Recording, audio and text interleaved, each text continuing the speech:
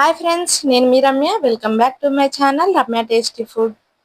ఎప్పుడు జొన్న రొట్టెలే కాకుండా చపాతీలే కాకుండా ఇలా ఒక్కసారి దోసకాయలు ఉన్నాయనుకోండి, దోసకాయ రొట్టెలు చేసుకొని తిని చూడండి. టేస్ట్ అయితే చాలా బాగుంటుంది.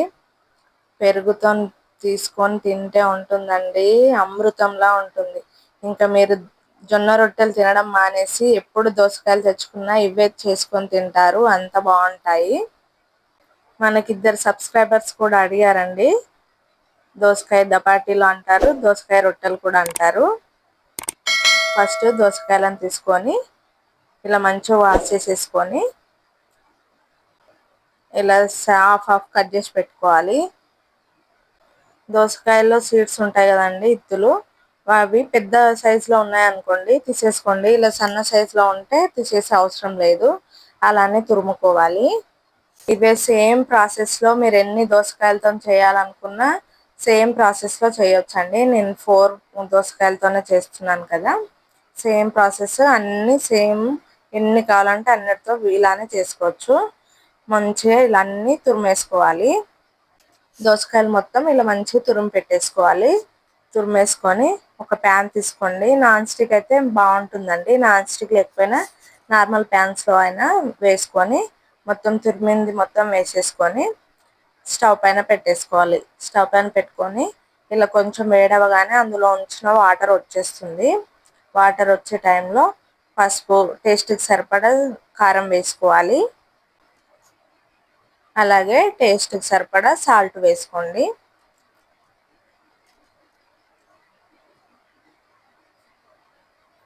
సాల్ట్ వేసుకున్న తర్వాత 1 స్పూను వామన్ వేసుకోవాలండి.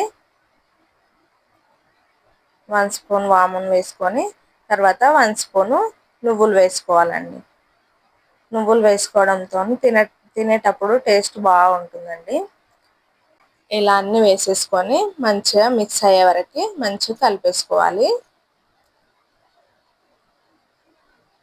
చూడండి, ఇలా మంచిగా కలుపుకోవాలి. ఇంకా కొన్ని వాటర్ ఉన్నాయి కదండి, కొన్ని కూడా వాటర్ ఉండకూడదు, మొత్తం వాటర్ మొత్తం ఎగిరిపోయే వరకు మంచిగా ఫ్రై చేసుకోవాలి. ఇలా కొంచెం కలుపుతూ చేయండి, అడుగంటకుండా ఉంటుంది. నాన్ స్టిక్లో అయితే అసలు అడుగంటదు. మీరు వేరే ప్యాన్లో చేస్తే అయితే ఇలా కొంచెం కలుపుతూ ఉండండి. చూడండి, ఇక్కడ మొత్తం వాటర్ ఎగిరిపోయి మంచి దగ్గర పడింది కదా.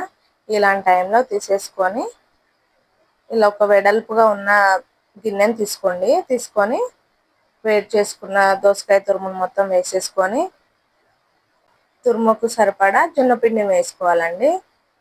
వేడిగా ఉన్నప్పుడే చేసుకోవాలండి, అయితేనే జిగురు ఉంటుంది, లేదంటే అసలు దోసకాయ రొట్టెలు పర్ఫెక్ట్గా రావు. మనం జొన్న రొట్టెలు చేస్తే కూడా వాటర్ వేడి చేసుకొని జిగురు కోసం చేసుకుంటారు కదండి, ఇది కూడా సేమ్ అదే ప్రాసెస్.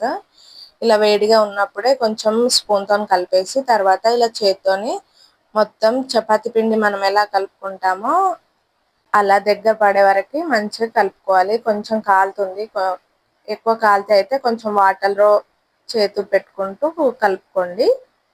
ఇలా చపాతీ పిండి లాగా రావాలండి. ఇలా కొంచెం కొంచెం కలుపుకున్నారనుకోండి ఈజీగా అయిపోతుంది. ఇది కలిపేలోపు అది చల్లారిపోతుంది కదా, ఎక్కువ చేతు కాలకుండా ఉంటుంది. ఇలా నాన్ స్టిక్ ప్యాన్ తీసుకోండి. నాన్ స్టిక్ ప్యాన్లో అయితే దోసకాయ రొట్టెలు కదండి ఈజీగా వచ్చేస్తాయి. వేరే ప్యాన్స్కి అయితే కొంచెం అంటుకోవడానికి ఛాన్సెస్ ఉంటాయి. అవి కూడా ఎలా పెట్టుకోవాలో కూడా చూపిస్తాను నేను. నాన్ స్టిక్ ప్యాన్కి ఫస్ట్ ఆయిల్ మొత్తం వేసుకోవాలండి. వేసుకొని మొత్తం ఇలా ఒక ముద్ద చపాతీ ముద్దలాగా తీసుకొని మొత్తం ఇలా వేళ్ళతోని ఆయిల్, చేతికి ఆయిల్ పెట్టుకుంటూ ఇలా వేళ్ళతోని స్ప్రెడ్ చేయాలి.